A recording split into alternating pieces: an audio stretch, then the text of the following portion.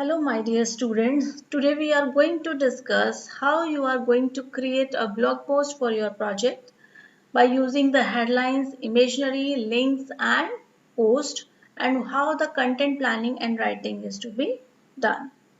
So let us discuss one by one how you are going to create a blog post for your project by using the headlines or the images or the links or the post or the content planning and writing. So there are some of the steps that are used, and the first step is plan your blog post by choosing a topic, creating an outline and conducting research and checking the facts. This is very true. If you are going to write a blog without doing your homework, that will be failure in the market. That means the content should be very impressive. First of all, the topic should be very impressive or highlighting that it can attract the users to view your blog or to read your blog. That may be a current issue, that means something about your new business or something your innovative product. Next is the creating an outline. Outline is the description or the first heading through which the user can have the attraction towards the write-up. The next one is step 2, craft a headline that is both informative and will capture readers' attention. Now the next one is have to craft a very attractive or innovative headlines that attracts the user. You can done it in the starting before writing your blog, and you can also have just write your message and then decide what should be your headline. Whatever the write-up you have written out, on the basis of that you have the connection with your headline. The next one is, or the step 3 is, write your post, either writing a draft in a single session or gradually word on parts of it. That totally depend on the blogger, that whether you are going to write in a one go or you are going to write in some breakups. If you are writing it in one go, that have the another impression, and if you are writing in a breakup, that gives us some different impression to the users. There should be a linking. If you are writing in scattered form or in some parts, then there should be an interconnection between the first part and the second part. The next step 4 is use images to enhance your post, improve its flow, add humor, and explain complex topics. You must add some images that give the personal look or the live look to your blog, because with the help of images the reviewer or the reader can have the personal connect with your blog. Just next one is improve its flow. Improve its flow means there should be a connectivity between the first line and the last line. That means it should not be a vague one. There should be a connection between the first and the last line that gives the proper message what the blogger want to communicate to their readers. The next is add humor. Add something live to your blog and explain complex topics. You have to explain topics that is not easily understand or that is very innovative in nature. The next one is the step 5, edit your blog post. Make sure to avoid repetition, read your post aloud to check its flow. Have someone else read it and provide feedback. Keep sentences and paragraphs very short. Don't be a perfectionist. Don't be afraid to cut out text or adapt your writing last minute.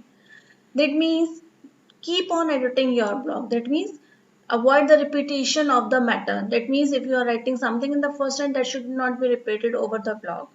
Read your post yourself and have the critical review on the content by some other reviewer or some other person who are someone else who are going to read it and give you a critical review or the true feedback about your blog.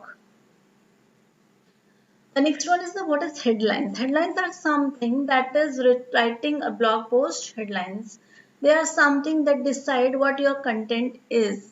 That means they are deciding what you are going to have, what matter you are going to have in your blog. Now this is totally depend on the blogger, that whether he or she wants the headline at the first part or at the end of your post. For example, that you have to decide on your final headline before you write the rest of the post, or you can write your blog post with a working title and see what fits when you have finished up.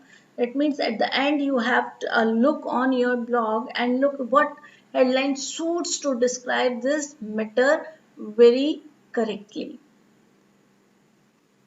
Next is using the image very effectively.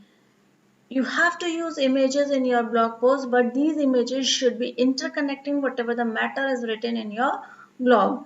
That doesn't mean that you have to use something very interrelated with your content, but it should be the informative or interrelated that describes that the images describe itself what is written in the text.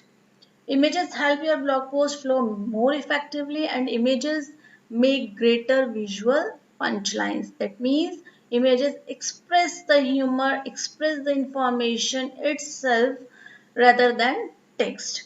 When you are using more and more images in your blogs, very live and informative. The next is content planning and writing. Content planning is whatever the matter you are going to write in your blog, you have to plan out what it could be. And now when you decided the text or the matter for your blog, and now how you are going to present that on your blog.